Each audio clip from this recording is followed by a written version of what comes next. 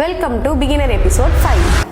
இந்த வீடியோ நம்ம என்ன பார்க்க போறோம்னு பாத்தீங்கன்னா பாபின் வந்து எப்படி வைண்ட் பண்றதுன்றத பார்க்கலாம். வாங்க வீடியோக்குள்ள போலாம். பாபின் வைண்ட் பண்றதுக்கு முன்னாடி ஃபர்ஸ்ட் பண்ண வேண்டிய விஷயம் என்னன்னா இந்த ஃபூட்டர் வந்து மேல தூக்கி விட்டுட்டு அதுக்கப்புறமா வைண்ட் பண்ண ஸ்டார்ட் பண்ணலாம். த்ரெட்டை இந்த த்ரெட் ஹோல்டர்ல மாட்டி விட்டுருங்க.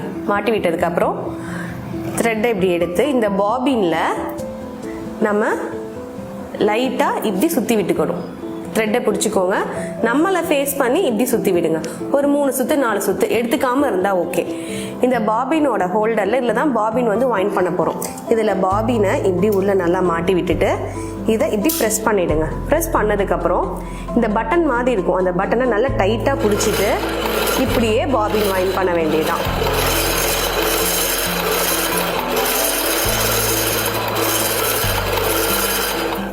ஓகே, நெக்ஸ்ட் வைண்ட் பண்ண பாபினை எப்படி உள்ள லோட் பண்ணலாங்கிறத பார்க்கலாம். இதுதான் பாபின் கேஸ். இந்த பாபின் கேஸை தான் பாபினை வந்து உள்ள ஹோல்ட் பண்ண போறோம். அதுக்கு பாபின்ல இருக்கிற த்ரெட்டை இப்படி கொஞ்சம் வெளில எடுத்து விட்டுருங்க. எடுத்து விட்டுட்டு கரெக்டா இங்க வந்து ஒரு கட் மாதிரி இருக்கும், அதுல கரெக்டா பாபினை உள்ள விட்டுருங்க. விட்டுட்டு த்ரெட்டை இது வழியா கொண்டு வந்து இங்கே ஒரு ஹோல் இருக்கும், அது வழியா வெளில எடுத்துருங்க. வெளில எடுத்து கொஞ்சம் நூல் வந்து இப்படி வெளில எடுத்து விட்டுருங்க. இப்போ உள்ள மிஷினில் எப்படி மாட்டலான்னு பார்க்கலாம். இந்த பிளேட் இருக்கும், இந்த பிளேட்டை ஓப்பன் பண்ணி விட்டுருங்க. பிகினராக இருக்கீங்கன்னா கண்டிப்பாக ஓப்பன் பண்ணி விட்டு மாட்டுங்க.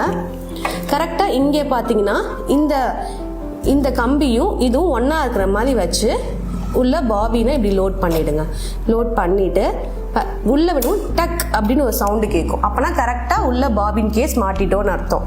இப்போ வெளியில் த்ரெட் எப்படி எடுக்கணும்னா, இங்கே நம்ம மிஷினில் த்ரெட் மாட்டிட்டு போகலையா, அதை உள்ள இப்படி ஒரு சுற்றிட்டு அப்படியே வெளில எடுத்துட்டோன்னா பாபினில் இருக்கிற த்ரெட் வந்து வெளியில் வந்துடும். அதுக்கப்புறமா இந்த 2 த்ரெட்டையும் பின்னாடி பார்த்து இப்படி உள்ள தள்ளிட்டு இந்த பிளேட்டை க்ளோஸ் பண்ணிட்டு நம்ம ஸ்டிச் பண்ண ஸ்டார்ட் பண்ணலாம். டவுட்னா கமெண்ட்ல சொல்லுங்க. இந்த டிப்ஸ் பிடிச்சிருந்தா எலகன்ஸை ஃபாலோ பண்ணிக்கோங்க.